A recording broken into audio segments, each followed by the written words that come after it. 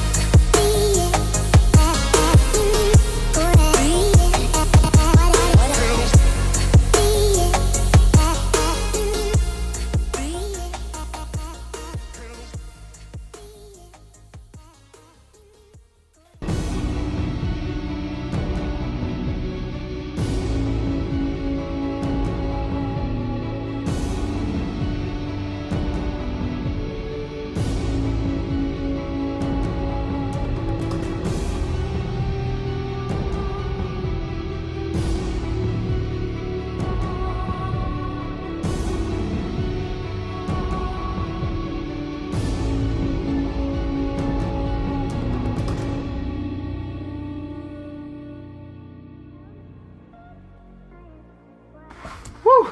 Alright guys, so here it is. So right off the back, I know you guys are probably wondering, where did this helmet come from? So if you head over to Make's channel, you'll see the build of this helmet. One thing I want to start doing in these videos is being transparent about the mistakes I make during the builds. I think people tend to gloss over some of the mistakes that they make. I want to kind of highlight those to show that not every build goes according to plan. The reason why I had this helmet on the head and I'm showing you just the actual head, I don't want to take this thing off, only because when I painted it, first of all, when I modeled this helmet, I didn't take into account that the layers of paint build up. I modeled this helmet around this head for a snug fit. Once those layers of paint build upon each other, that creates a snugger fit. It was such a tight fit that when I was putting on, number one, the helmet started to crack. That scared me half to death because I thought it was going to break. Then I was going to have to glue it back together, sand it, repaint it. Just the thought of having to mask off everything again on this helmet scared me half to death. So I eventually got it on, but in the process I started scraping off paint. So I know if I take this off, paint is going to start scraping off the actual face itself. So there's no point of me messing this up more or risk breaking the helmet. So that's why I had the actual helmet on this head. Again, so if you want to see this video on how I made the helmet, head over to Nate's channel and it should be posted by now. So let's talk about this head. All right, so I actually got this model off Thingiverse, and I actually saw this a few months back and wanted to print it. I figured since Infinity War is coming out, instead of printing another Infinity Gauntlet, why not print Thanos' head? So this model was created by a maker called Lost in Limbo. I'll have the link in the descriptions where you can find out. So I wanted to scale this actual model up, but when I scaled it up to a reasonable size that I thought was a good size, the actual shoulders were too big to fit on the CR10's build plate. So what I did was I pulled the model into Mesh Mixer. I just have to say that Mesh Mixer is a godsend program. I love it ever since I discovered it. So for this model, was just one solid model. So the Mesh Mixer, I did a couple things. I hollowed it out. So if you see, it's hollowed on the inside. Also sliced it in Mesh Mixer. So I sliced off some of the shoulders and then I sliced off the back. So the print took over 100 hours to print. So post-processing and cleanup for this model was pretty straightforward in terms of cleanup. Now paint was a whole different story, and we'll get into that later on in the video. But in terms of getting it smooth, now there's still some print lines, but I didn't do much sanding on this model. And the only reason why I didn't do a lot of sanding, and I did sanding in certain areas, was because I didn't want to sand away some of the details. So to counteract that, I used heavy coats of primer filler. I think I used almost a whole can of primer filler, and I just laid it on really thick and really heavy on the actual model itself. I did sand the top of the head to kind of make it smooth, even though it's kind of pointless now because you can't see the top of the head. Prior to cleanup and prior to actually laying down the primer filler, I took a Dremel and drilled out the eyes, because the model actually comes with eyes in it already. So I knew I was going to add glass eyes to this, so I just Dremeled out the eyes so then I could place some glass eyes in here. Now the eyes I got off of eBay, so let's highlight some of the mistakes I made. This build, I laid on the primer filler so heavy that I didn't take into account how long it was going to take to dry. So when I actually picked it up, and what I was going to do was I was going to take some, I think it was like 400 grit, and just lightly go over the primer filler just to kind of work it into some of the print lines and just smear the nose. And I was, at that point, I was like, all right, let me just let it sit overnight. So I let it sit overnight, came back, and I sanded down everything, and everything was good to go after that. So let's talk about airbrushing. One of the channels that I'm subscribed to, the gentleman's name is Rafael, I'm making sure I'm gonna pronounce this right. It's Rafael Robledo Jr. I'll leave the link to his channel in the description below. If you guys have the chance, head over to his channel, check out some of the things that he does. He usually takes like a hot toy or a statue or a bust, and he repaints them for clients. And he has some really neat techniques that I learned and that helped me with painting this model. So I started off with a base coat. I used Vallejo model color brown rose. Now I don't know if this paint is for airbrushing. I put it in the airbrush and I thinned it out really well, and it gave me so much trouble. What should have been maybe worth an hour worth of painting took over 3 hours, because I kept having to go back and clean out the airbrush, spray, clean out the airbrush, and it was only with this paint in particular. So Vallejo has a air line of paint, and I believe that's for airbrushing. I just assumed this was an airbrushing. Apparently I didn't do my research.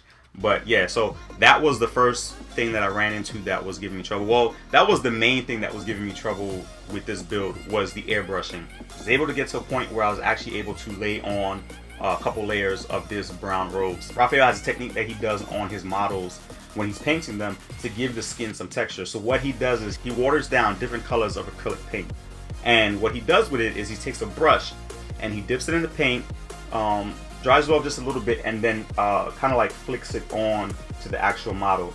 Now you can't see it on camera, but this gives like a texture and that pigment texture on the skin, and it actually makes the skin look real. So I'm quite sure you're not seeing this on camera, but, and I'll get some close-up shots, but you can actually see that it actually leaves some texture or looks like actual skin marks on the actual model itself. So once I did that, I went back over with the brown rose, just a light coat over the brown rose. I then used some Tamiya Color X16 purple, and this gave me a little bit of trouble, but not as much as the brown rose, and I thinned this out pretty well. And to me, it does really good with airbrushing because I've used them before. For the airbrushing with this color, I first went ahead and did the shading in all the areas where there was like a crease or a wrinkle, and then I mist the purple over the actual model itself until I started building up some layers over the brown rose that I was using. So in terms of the eyes, I used epoxy putty, and I just placed the eyes in the epoxy putty and then put the eyes in place, and then kind of center them and make sure that they were looking forward and make sure that he wasn't cross-eyed. The epoxy putty allows you to play with the eyes and before it sets, So in a nutshell, that was really it. I did take some of the brown rose and I airbrushed around the lips and just did some highlights around the eyes and just some other areas. And then what I did do is each layer, after I was done, I sprayed a coat of matte spray paint just to kind of protect that layer that I already had down before I moved on to the next one. Again, another technique that I picked up from Raphael. This is my first time actually airbrushing anything human-like or anything that has like a for skin texture or anything of that nature. So for the first time, I don't think I did that bad. It didn't come out how I fully expected it to come out. And again, that was because I was having a lot of trouble with my airbrush. And again, talking about these things, I think it'll give people the initiative to go ahead and it's all right to make mistakes. Just keep trying until you get it right. So that's the kind of message I want to push with my videos from this point forward. It's kind of talking about the mistakes that I make, so then this way you guys can kind of learn from them, you guys can offer me advice, and we both learn from each other. Alright guys, so that does it for this build. I thank you guys so much for tuning in. For all my new subscribers, thank you and welcome to the channel. So as some of you may know, I had a chance to go to San Francisco and I had a chance to go to Silicon Valley. I also had the opportunity to do the Incognito Walk with Adam Savage, and I thoroughly had fun.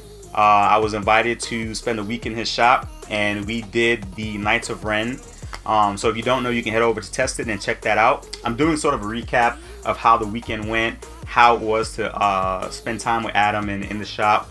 And I also did a addition to the helmet that I made. And here is just a quick preview of the addition that I made.